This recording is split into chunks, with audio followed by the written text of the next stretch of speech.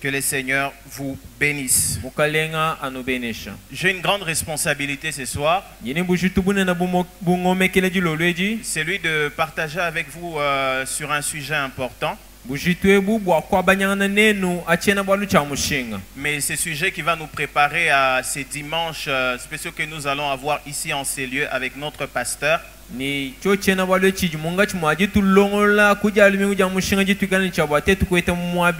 sûr, le soir en ces lieux chaque dimanche du mois d'avril. Et je crois que ce sujet va déjà nous mettre dans la chaleur et dans l'ambiance de tout ce qui va arriver.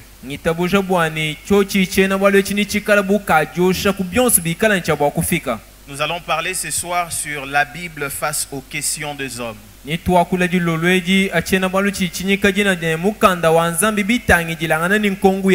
La Bible face aux questions des hommes. Quand les choses ne marchent pas bien, il ne faut pas se plaindre. Il faut plutôt se poser des questions, mais surtout des bonnes questions. Cette phrase est une phrase qu'on entend partout. Surtout dans notre monde aujourd'hui. Vous entendrez cela sur les réseaux sociaux. Vous entendrez des influenceurs. Vous entendrez des personnes qui passent à la télé. Vous entendrez des coachs en parler. Voilà, quand vous traversez des situations, ne vous plaignez pas, posez-vous des questions. Et tout cela, frères et sœurs, dans le but de trouver des solutions concrètes aux problèmes des hommes.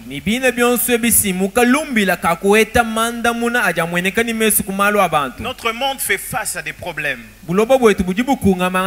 Et ces problèmes sont sous diverses formes. Il y a des problèmes conjugaux. Il y a des problèmes de paix. Il y a des problèmes de santé. Il y a des problèmes liés aux tranches d'âge. Les enfants ont leurs problèmes. Les jeunes ont leurs problèmes. Les personnes âgées ont leurs problèmes. Et face à ces défis, frères et sœurs, nous nous posons certainement beaucoup de questions. Et nous sommes même encouragés partout ailleurs à se poser des bonnes questions.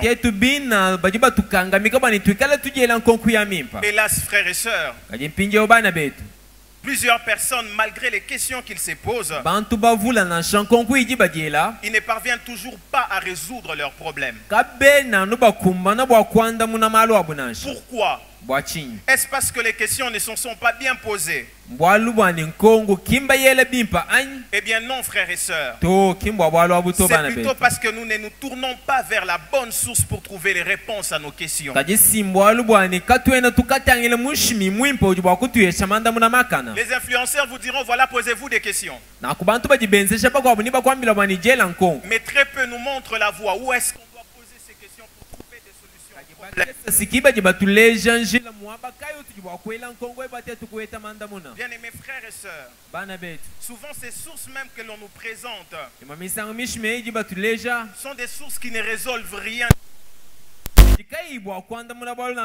Mais par la grâce de Dieu, frères et sœurs, ce soir j'aimerais nous parler d'une source importante. Une source sûre dans laquelle nous pouvons trouver toutes les réponses aux questions liées aux problèmes des hommes. Et cette source, frères et sœurs, c'est la parole de Dieu. Bien-aimés frères et sœurs, la Bible est une source sûre dans laquelle se trouvent les réponses à toutes les questions que nous pouvons nous poser. Certainement ce soir, lié à votre tranche d'âge, vous vous posez certainement beaucoup de questions. Vous face aux problèmes que vous avez, bien sûr. Ce soir, je suis venu nous dire, frères et sœurs, qu'il y a une source qui peut répondre à vos questions. Et en répondant à vos questions, cette source résout certainement le problème des hommes. Et cela, c'est la Bible. Pourquoi donc parler de ces sujets? Pourquoi parler de la Bible comme étant source des solutions aux questions des hommes?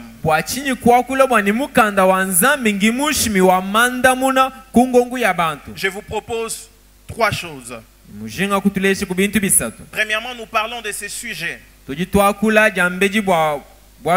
pour redécouvrir la Bible comme source de solution aux questions des hommes.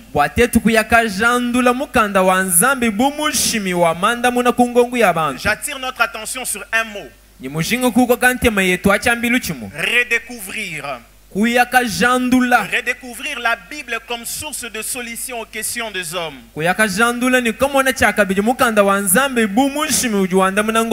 Pourquoi nous devons redécouvrir la Bible comme cela? Parce que, bien aimés frères et sœurs, le monde ne nous présentera jamais la Bible comme solution à nos problèmes.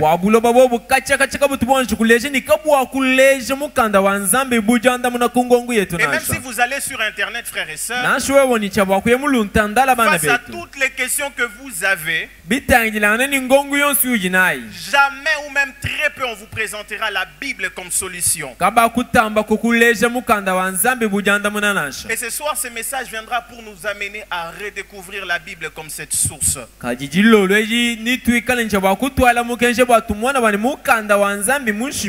2. Ce message vient pour briser tout paradigme mondain. Tel que l'idée selon laquelle la Bible n'est qu'un livre religieux et qu'elle n'a aucun lien avec nos problèmes quotidiens.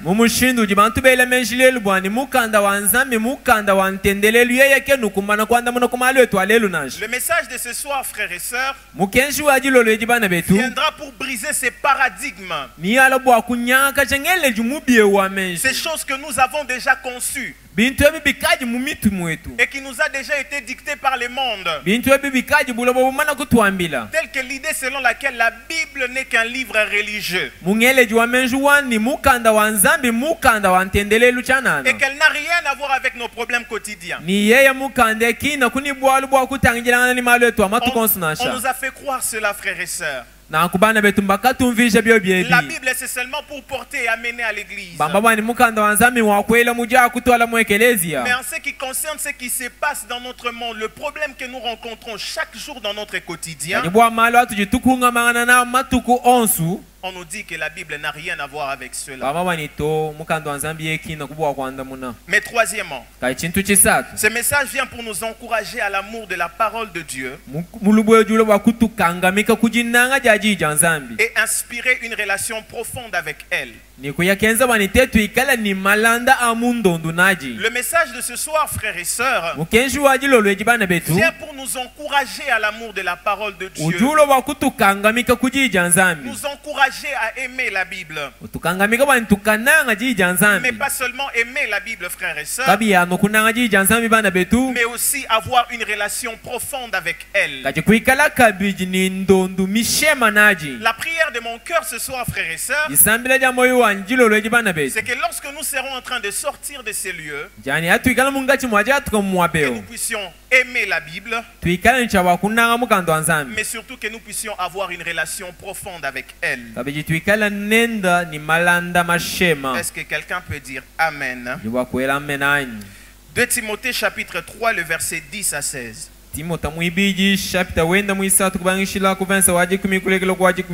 Nous allons lire deux textes qui vont nous amener à nous plonger directement dans la profondeur de ces sujets. La Bible dit ceci. 2 Timothée 3, 10, 16. Pour toi, tu as suivi de près mon enseignement, ma conduite, mes résolutions, ma foi, ma douceur, ma charité, ma constance, mes persécutions, mes souffrances.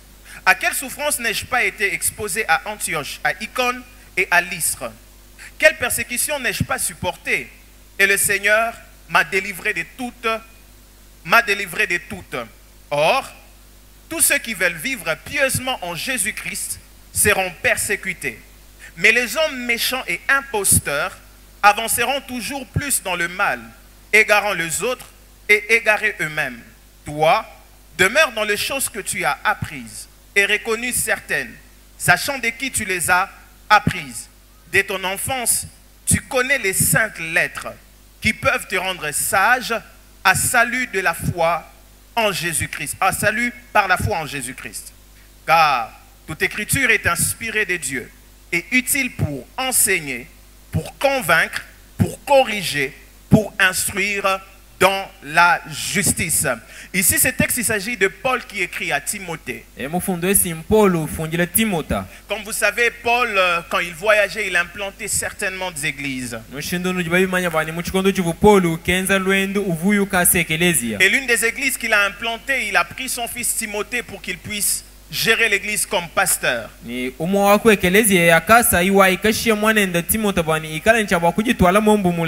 pour la bonne conduite dans l'église, pour la bonne tenue de choses dans l'église, l'apôtre Paul écrit des instructions, des recommandations que Timothée doit suivre pour le respect des choses au sein de l'église. Dans ce chapitre que nous avons lu,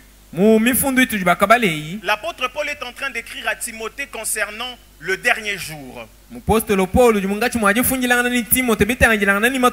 Concernant les derniers temps. Lorsque vous lisez déjà à partir du verset 1er, vous vous rendrez compte qu'il parle, voilà, dans les derniers jours, il y aura ceci, il y aura cela. En évoluant dans ce qu'il était en train de dire à Timothée, l'apôtre Paul commence à faire savoir à Timothée les types de choses par lesquelles il est passé. Il dit à Timothée, j'ai rencontré des persécutions. J'ai rencontré des situations difficiles. Et il évolue encore en disant que ceux qui voudront marcher pieusement avec le Seigneur, ils seront persécutés. Comme pour dire à Timothée que si tu veux vivre attaché au Seigneur, dans ces derniers jours où les hommes seront méchants, où les gens seront en train d'être loin de Dieu, ils vous persécuteront certainement parce qu'ils ne supporteront pas la vérité. Mais l'apôtre Paul insiste encore sur quelque chose. Il dit le méchant et les imposteurs avanceront toujours dans leur mal. Dans la version parole vivante, il dit, ils séduiront beaucoup de gens. Les imposteurs, avec leur air de sainteté, enhardiront, ils séduiront beaucoup de gens. Mais leur succès causera leur ruine. Car ils seront eux-mêmes victimes des erreurs dans lesquelles ils ont entraîné les autres. Les imposteurs dont parle l'apôtre Paul ici, ce sont des personnes qui prétendent être de frères en Christ, qui sont dans la façade. Et cela, il passe par des enseignements, par des sectes et par des doctrines voilà, égarées. Et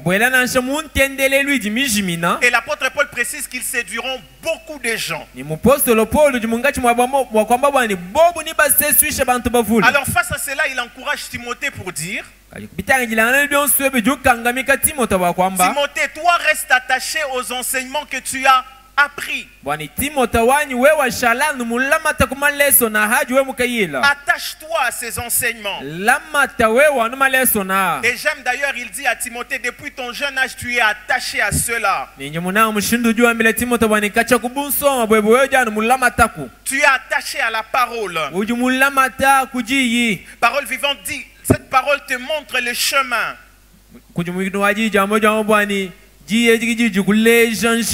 Non seulement qu'elle te montre le chemin, elles peuvent te donner la vraie sagesse,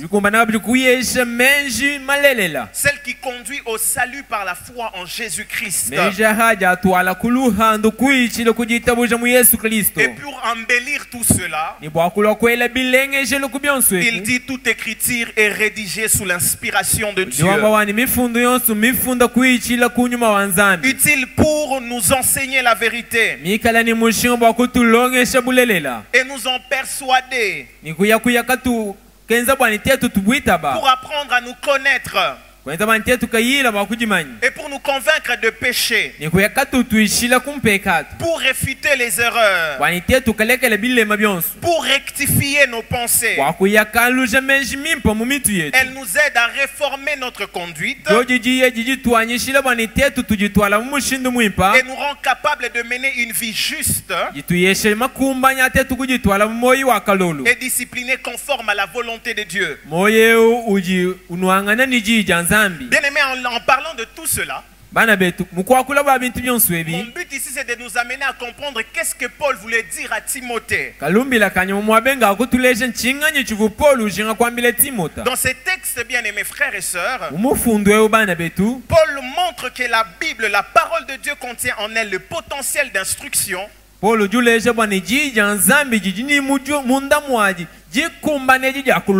et de sagesse pour répondre aux besoins des hommes, pour répondre aux problèmes des hommes et les amener à vivre le plan de Dieu pour eux. Bien aimés frères et sœurs, la Bible a en elle le potentiel pour notre instruction. La Bible a en elle le potentiel pour nous accorder la sagesse. J'aime ce qu'il dit dans la version parole vivante. Elles peuvent te donner la vraie sagesse.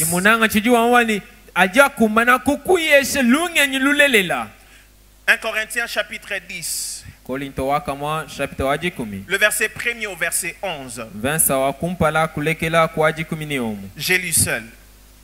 Frères, je ne veux pas que vous ignoriez que nos pères ont tous été sous la nuée, qu'ils ont tous passé au travers de la mer, qu'ils ont tous été baptisés en Moïse dans la nuée et dans la mer, qu'ils ont tous mangé le même aliment spirituel et qu'ils ont tous bu le même breuvage spirituel, car ils buvaient à un rocher spirituel qui les suivait, et ces rochers étaient Christ. Mais la plupart d'entre eux ne furent point agréables à Dieu, puisqu'ils périrent dans le désert. Or, ces choses sont arrivées pour nous servir d'exemple, afin que nous n'ayons pas de mauvais désirs comme ils en ont eu. Ne devenons point idolâtres, comme quelques-uns d'eux. Selon qu'il est écrit, le peuple s'assit pour manger et pour boire, puis ils se levèrent pour se divertir. Ne nous livrons point à l'impudicité. Tirons très bien attention à ces passages. Ne nous livrons point à l'impudicité, comme quelques-uns d'eux s'y livrèrent, de sorte qu'il en tomba 23 000 en un seul jour. Ne tentons point le Seigneur, comme les tentèrent quelques-uns d'eux, qui périrent par le serpent. Ne murmurez point, comme murmurèrent quelques-uns d'eux, qui périrent par l'exterminateur. Ces choses leur sont arrivées pour servir d'exemple, et elles ont été écrites pour notre instruction, à nous qui sommes parvenus à la fin des siècles. Bien-aimés frères et sœurs, l'apôtre Paul ici écrit à l'église de Corinthe en retraçant tout ce que ceux qui les ont précédés, leurs pères, leurs ancêtres ont vécu. Mais mon attention ici, et j'attire notre attention sur un fait, c'est que l'apôtre Paul retrace cela Mais il insiste pour dire que ces choses leur sont arrivées à eux pour nous servir à nous d'exemple. J'aime sa conclusion. Il dit ces choses leur sont arrivées et elles ont été écrites pour notre instruction à nous qui sommes parvenus dans ces derniers siècles. En d'autres termes, frères et sœurs, ce qui est écrit dans la parole de Dieu, les histoires que nous retrouvons, la vie de personnages dont on parle, la vie de peuple dont on parle, cela n'a pas été écrit en vain. Cela n'a pas été écrit simplement pour nous donner des informations, mais cela a été écrit pour notre instruction aujourd'hui, mais surtout pour nous communiquer la sagesse qu'il faut pour que dans ces derniers jours, nous puissions mieux mener notre vie. Ces derniers passages, frères et sœurs, nous montrent, bien aimés frères et sœurs, que la Bible relate des histoires sur les hommes, différents même sur le peuple, pour nous servir d'exemple. Retenez ceci, frères et sœurs. Ces récits sont destinés à nous instruire. Nous qui marchons avec Dieu aujourd'hui et qui faisons face au même type de défis qu'eux. Bien aimé, ce qui est écrit dans la Bible, certainement que nous rencontrons le même type de défi. Nous rencontrerons même certains types de problèmes qu'ils ont eux rencontrés. Mais le but c'est quoi, frères et sœurs? C'est pour nous amener à connaître ce que le Seigneur veut pour nous maintenant, mais surtout nous amener à vivre selon que le Seigneur aimerait que nous puissions vivre maintenant. Qu'est-ce qui empêche donc les hommes de recourir à la Bible? Aide-moi, regarde ton voisin, salue ton voisin, dis à ton voisin, est-ce qu'il va bien? Est-ce que tu peux regarder ton voisin, saluer ton voisin, vérifier, est-ce qu'il va bien? Est-ce qu'il est là?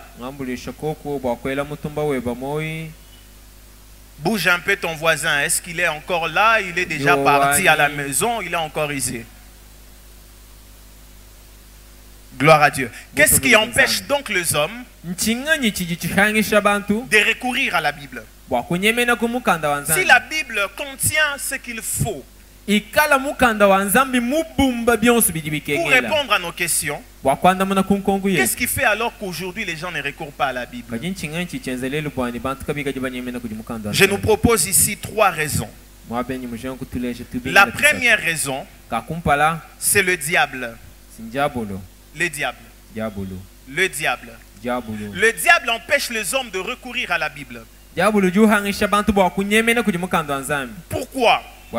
Parce que l'objectif parfois du diable, c'est de maintenir les hommes dans l'ignorance de véritables causes de leurs problèmes. Le diable empêche les hommes de recourir à la Bible en le maintenant dans l'ignorance. Parce qu'il ne veut pas que vous puissiez découvrir le véritable cause de vos problèmes. Bien-aimés frères et sœurs, l'une des choses qui fragilise le chrétien, l'une des choses qui empêche le chrétien de vivre une vie heureuse sur la terre, l'une des choses qui empêche le chrétien de sortir de certaines situations difficiles, c'est l'ignorance. L'ignorance de ce que Dieu a dit face à la circonstance que vous traversez. L'ignorance de ce que Dieu a dit au sujet de la paix. L'ignorance de ce que Dieu a dit au sujet des relations. Et le diable se bat pour maintenir les hommes dans l'ignorance. Et sa stratégie, c'est d'éloigner les hommes de la Bible et de vous bombarder de beaucoup d'autres choses qui n'ont rien à voir avec vos problèmes et qui ne peuvent pas même résoudre vos problèmes. Bien aimé, il s'agit ici que le diable passe par la séduction des sectes et des fausses doctrines, égarant ainsi les âmes loin de la vérité. Comment est-ce que le diable maintient les hommes dans l'ignorance afin de les empêcher de découvrir la véritable cause de leurs problèmes? Et cela fait que les hommes s'éloignent de la Bible. Le diable passe par des sectes. Il passe par de fausses doctrines, des enseignements qui brouillent simplement la tête des hommes, les enseignements qui tournent les hommes sur eux-mêmes. Ils ne savent pas vraiment découvrir quelle est la véritable cause à leurs problèmes.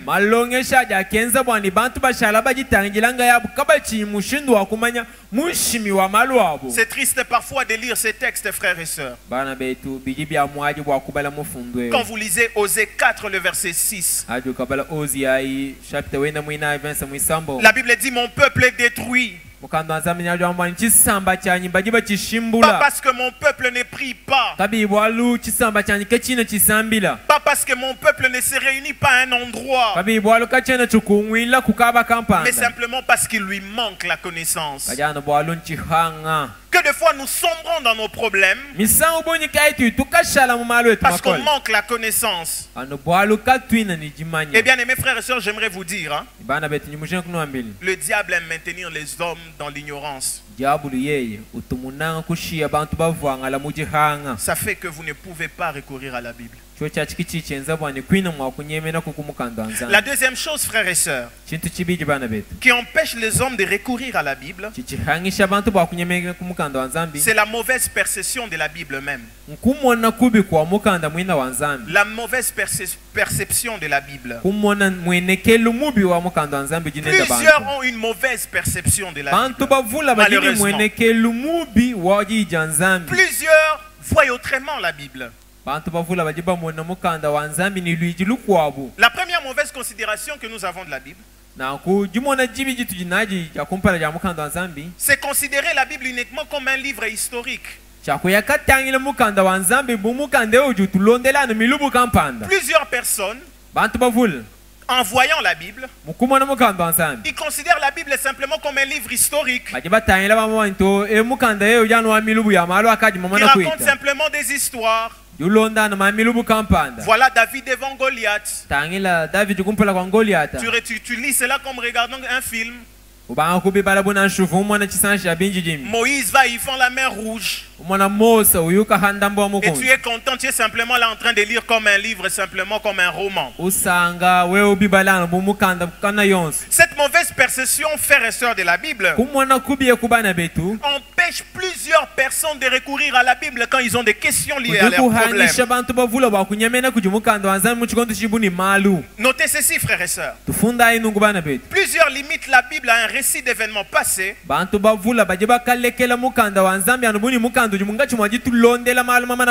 sans reconnaître son message vivant et actuel pour transformer le vie. Ils regardent simplement la Bible comme un livre qui raconte des événements qui sont passés.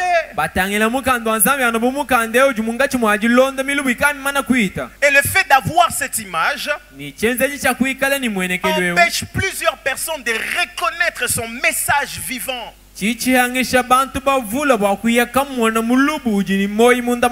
Mais pas seulement son message vivant, mais son message actuel pour transformer le vie.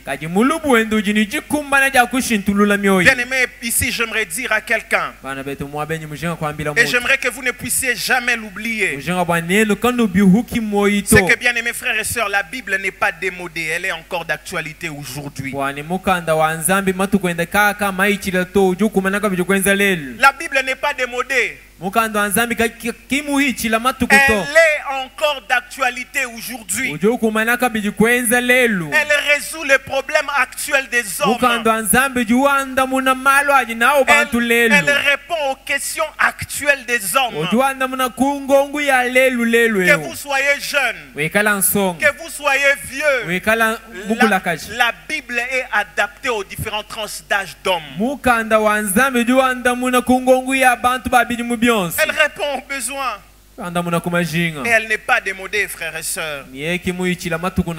La deuxième mauvaise perception qui empêche les hommes de recourir à la Bible, c'est de percevoir la Bible comme un livre religieux exclusivement dédié au culte.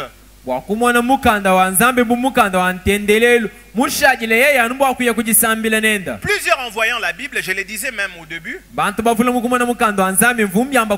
ils considèrent simplement la Bible comme un livre qui est exclusivement dédié qu'au culte. J'ai affaire avec la Bible qui est dans le culte. J'ai affaire avec la Bible que quand je viens à l'église et que le prédicateur dit lisons Matthieu, lisons ceci. Retenez ceci, frères et sœurs. Cette vision de la Bible enferme la Bible dans un cadre ritualiste, ignorant sa puissance pour répondre aux défis quotidiens des hommes. Lorsque vous percevez la Bible que comme un livre qui sert au culte, bien aimé, vous ignorez sa puissance. Vous ignorez sa capacité actuelle de répondre aux défis quotidiens des hommes. Bien aimé, j'aimerais vous dire, face aux problèmes que vous avez, face à la situation que vous traversez, les réponses de Dieu sont contenues dans la Bible. Et il est temps, frères et sœurs, que nous puissions recourir à la Bible, parce que c'est là qu'on résout véritablement nos problèmes. La troisième chose qui empêche les hommes de recourir à la Bible, c'est le mauvais enseignement sur la Bible. Les enseignements que nous écoutons autour de la Bible, le message que nous écoutons autour de la Bible, ça fait que plusieurs personnes ne savent pas recourir à la Bible. Que de fois on nous a enseigné pour dire que la Bible n'est qu'un outil pour pointer les problèmes sans offrir des solutions concrètes. Plusieurs ont peur d'aller vers la Bible. Plusieurs, quand ils ont de problèmes, ils ont des questions, ils ne partent pas vers la Bible. Parce qu'on leur a tellement prêché que tout ce qui est fait dans la Bible, c'est simplement pour pointer votre mal. Moi, j'ai déjà des problèmes. On m'a dit que si tu vas lire la Bible sera simplement en train de te rappeler ton mal. Alors si je vais vers la Bible, c'est-à-dire que je suis en train d'aller m'enfoncer, n'est-ce pas? Parce qu'on m'a dit que ça ne peut que pointer tes problèmes. Ça ne peut que pointer tes soucis. Mais bien aimé, ce soir j'aimerais briser ces paradigmes. Que dis-je? Le Seigneur aimerait briser ces paradigmes. en disant ceci. Et retenez cela. Ne l'oubliez jamais. La Bible est une source complète qui propose des réponses et des pistes de résolution adaptées aux questions spirituelles, morales et pratiques. Elle pointe certainement nos problèmes, mais en pointant nos problèmes, la Bible tâche de répondre et de donner des pistes de solutions à ces problèmes. Bien-aimés frères et sœurs, il est vrai, et c'est un enseignement en partie que de dire que la Bible ne présente que nos problèmes. Non, frères et sœurs. Oui, la Bible présente les situations que nous avons, mais la Bible propose toujours des pistes de solutions. Dans la parole de Dieu, frères et sœurs, non seulement vous serez en train de vous rendre compte de votre situation, mais vous serez en train de découvrir la solution de Dieu à ces problèmes. Vous serez en train de découvrir ce que le Seigneur a prévu pour que vous puissiez sortir de ces situations vainqueurs et remplis de paix et de joie. Quelqu'un m'aide à dire Amen. Amen. Pourquoi la Bible est une source sûre pour répondre aux questions des hommes et résoudre leurs problèmes.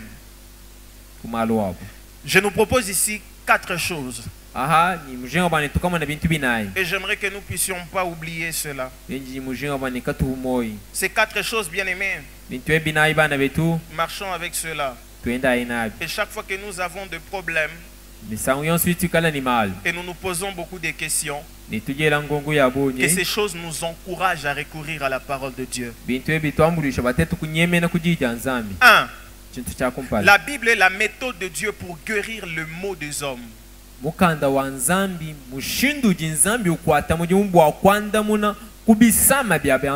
La Bible, la parole de Dieu, est sa méthode pour résoudre le mot des hommes, guérir le mot des hommes.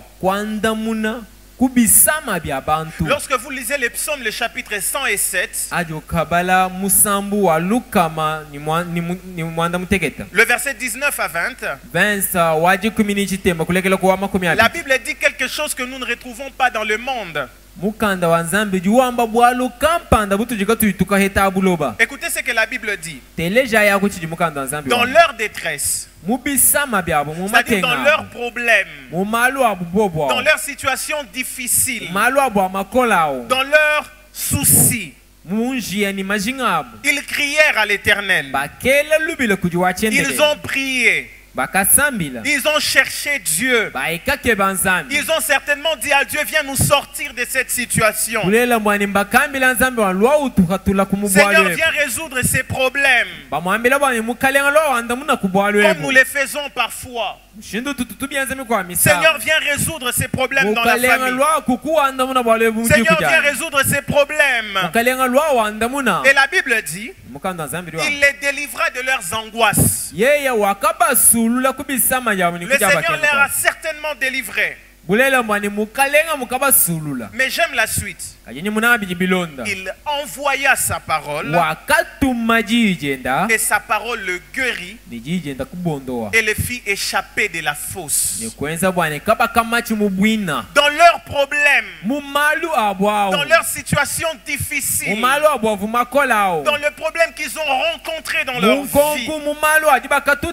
Bien-aimés frères et sœurs, j'aime une chose, c'est que Dieu a envoyé sa parole. Bien-aimés bien-aimés, peu importe la situation par laquelle vous passez, la Bible regorge la parole de Dieu adaptée à votre situation. La Bible contient en elle ce que Dieu a dit pour ce par quoi vous passez. J'ai écrit ici pour dire, la Bible n'est pas simplement un livre ou un recueil d'histoires. Elle est la parole vivante de Dieu. Un guide divin. Donné pour résoudre le problème spirituel, émotionnel, physique et social de l'humanité. La Bible est la parole vivante de Dieu. Elle est le guide divin pour résoudre nos problèmes. J'ai envie de dire à quelqu'un, face à la situation dans ta famille, Dieu a certainement parlé dans la Bible. Va vers la Bible. Va chercher dans la Bible. La première chose que vous devez faire, frères et sœurs,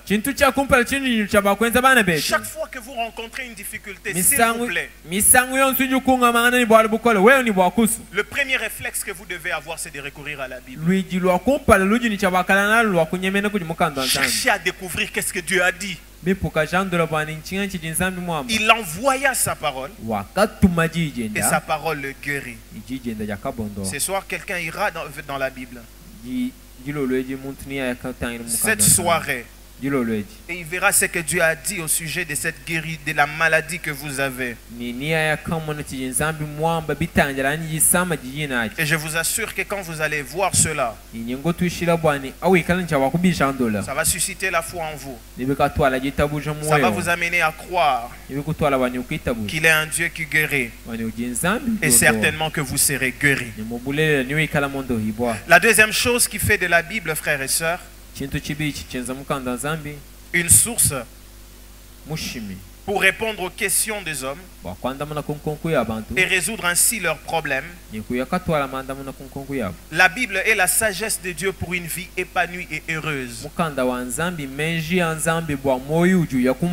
La Bible est la sagesse de Dieu pour une vie épanouie. Une vie heureuse. Voulez-vous avoir une vie épanouie? Voulez-vous avoir une vie heureuse?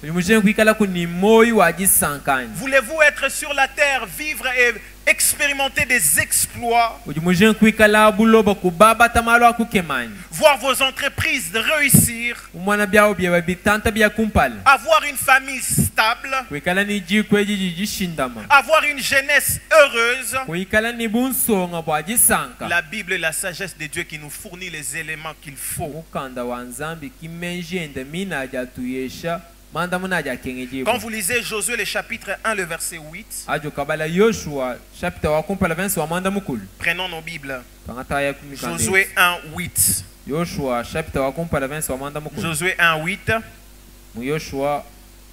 Avant que je lise cela, aide-moi, regarde ton voisin, bouge ton voisin, est-ce qu'il est encore là? On va faire ceci, vous allez demander le nom de votre voisin, on peut faire ça? Demandez le nom de votre voisin.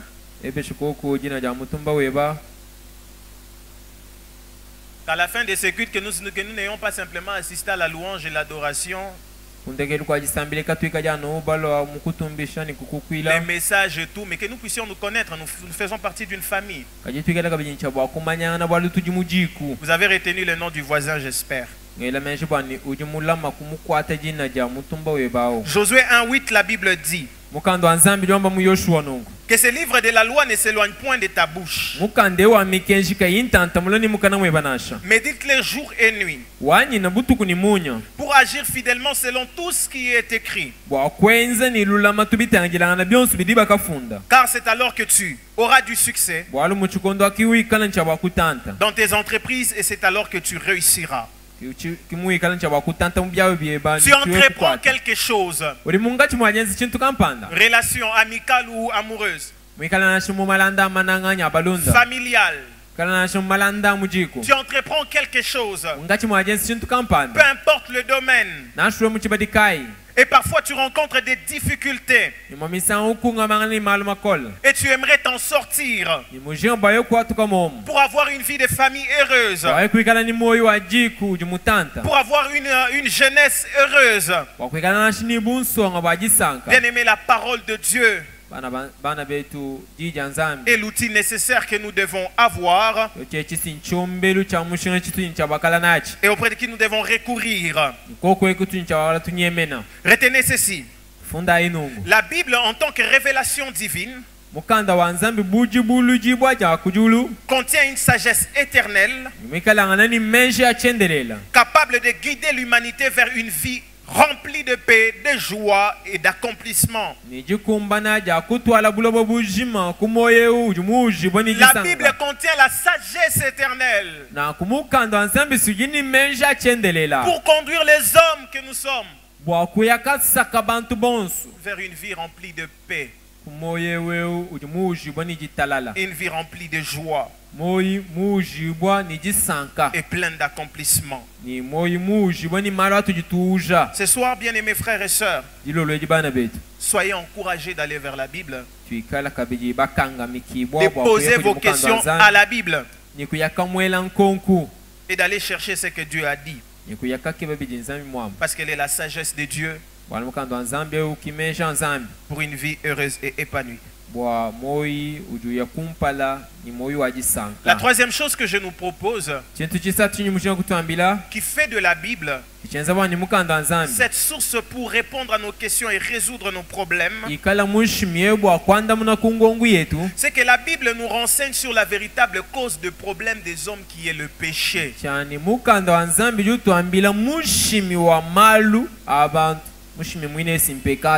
La Bible nous renseigne sur le véritable cause, la principale qui est d'ailleurs le péché. Bien aimé, ce qui fait de la Bible une source sûre où quand nous avons des problèmes et nous nous posons des questions, nous voulons avoir vite solution, c'est que la Bible n'a pas de raccourcis. La Bible nous présente le cause de nos problèmes. Parce que bien aimé, quelqu'un a dit, lorsque vous êtes conscient de ce par quoi vous passez, ce qui cause cette circonstance, vous êtes sur la voie de trouver la solution pour s'en sortir. Lorsque vous savez ce qui fait que vous vous retrouvez dans une circonstance, ce qui fait que vous soyez dans ces problèmes-là, lorsque vous savez cela, vous découvrirez directement qu'est-ce que je dois faire pour que je puisse m'en sortir. Tu te retrouves dans un problème dans la famille. Et dans cette famille, vous vous parlez de n'importe quelle manière. Vous vous répondez de n'importe quelle manière. Lorsque vous rentrez dans la Bible, vous verrez certainement les instructions de Dieu. Les enfants doivent obéir aux parents. Les parents ne doivent pas irriter les enfants. Et c'est pareil pour toute situation de la vie. Et vous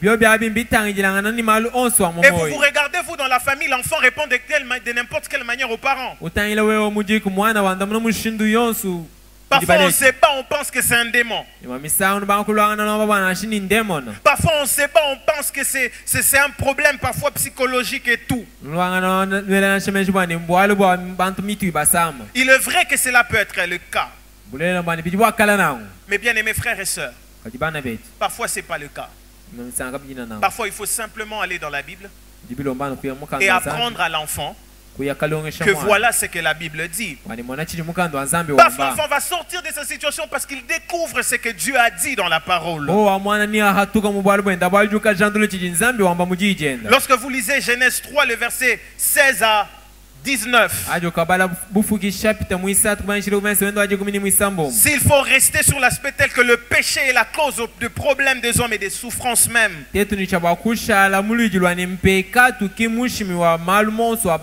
Écoutez ce que la Bible dit lorsque le péché est entré dans le monde. Il dit, j'augmenterai la souffrance de tes grossesses, qu'il n'y avait pas. Tu enfanteras avec douleur, il n'y avait pas ça. Ainsi de suite. Et lorsqu'il parle à l'homme, puisque tu as écouté la voix de la femme et que tu as mangé de l'arbre au sujet duquel je t'avais donné cet ordre, tu n'en mangeras point. Le sol sera maudit à cause de toi. Il n'y avait pas ça. C'est à force de peine que tu en tireras ta nourriture tous les jours de ta vie. Il n'y avait pas ça, frère et sœur. Il te produira des épines et des ronces. Et tu en mangeras de l'herbe de champ. C'est à la sueur de ton visage que tu mangeras du pain. Jusqu'à ce que tu retournes dans la terre d'où tu as été pris. Car tu es poussière et tu retourneras à la poussière. Tous ces malheurs, bien-aimés frères et sœurs, tous ces problèmes, bien-aimés frères et sœurs, qu'est-ce qui a causé cela? Le péché. Et un homme peut être en train de vivre dans le péché et souffrir à cause de cela. Et il part pour chercher la tante. Il va pour chercher les sorciers. Mais parfois il faut simplement résoudre le problème du péché. Et bien aimés frères et sœurs, le monde ne vous indiquera pas ça. Mais la Bible indique cela. Nous devons recourir à la Bible. Proverbe 4, le verset 34. La justice élève une nation, mais le péché est la honte de peuple. On va dire que nous ne sommes pas organisés. Nous souffrons dans les pays parce que nous ne sommes pas organisés. Mais parfois, que des fois, c'est qu'on entretient le péché. Et ça, seule la Bible nous indique cela. Jacques 4, le verset 1. D'où viennent les luttes? D'où viennent les querelles parmi vous? N'est-ce pas de vos passions qui combattent dans vos membres? Luttes, problèmes, querelles. La Bible nous présente la source. Bien-aimés frères et sœurs, je nous encourage. Si nous voulons découvrir les véritables causes de nos problèmes, ce soir, je viens nous encourager de recourir toujours à la Bible. La quatrième chose pour finir et prier,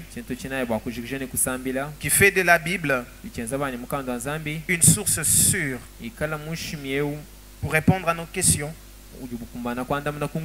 et résoudre par cela nos problèmes. C'est que la Bible nous présente la solution aux questions des hommes et aux problèmes des hommes. Et cette solution principale, c'est Jésus-Christ. Jésus-Christ. La Bible nous présente la solution, frères et sœurs. Seule la Bible nous présente ce qu'il faut pour réussir, pour sortir des situations difficiles. Pour sortir de problèmes que nous avons. Tu as un problème, tu ne sais pas ce que tu dois faire. Tu ne sais pas la direction que tu dois prendre. Nous sommes à la recherche de la vérité. Notre monde est à la recherche de la vérité. Nous cherchons la direction. Bien aimé, la Bible nous dit dans Jean le chapitre 4 le verset 6. Jésus se présentant comme le chemin, la vérité et la vie. Le chemin, la vérité et la vie. Nous vivons une vie malheureuse. Une vie sans paix. Une vie où nous perdons ce que nous avons. La Bible en présentant la solution. Dans Jean 10, la Bible dit: le voleur ne vient que pour voler, égorger et détruire. Moi je suis venu afin que le brebis ait la vie et qu'elle soit dans l'abondance. Lorsque vous traversez de souffrances et vous voulez vous décourager, vous voulez abandonner, vous ne savez que faire, la Bible dit dans Ésaïe le chapitre 53 le verset 4 à 5. Certes, ce sont nos souffrances qu'il a portées. C'est de nos douleurs qu'il s'est chargé. Et nous l'avons considéré comme puni, frappé par Dieu et humilié. Mais il était blessé pour nos péchés, brisé pour nos iniquités. Le châtiment qui nous donne la paix est retombé sur lui. Et c'est par ces meurtrissures que nous sommes guéris. La Bible nous présente Jésus comme la solution. Peu importe la souffrance par laquelle vous êtes en train de passer, peu importe les questions que vous vous posez, la Bible nous présente la solution. Jésus-Christ. Et par la vie de Jésus, frères et sœurs, nous pouvons découvrir comment s'en sortir des situations. Peu importe les situations que nous pouvons rencontrer, Jésus a parlé. Les 4 évangiles nous présentent la vie de Jésus. Nous présentent les pistes de solutions.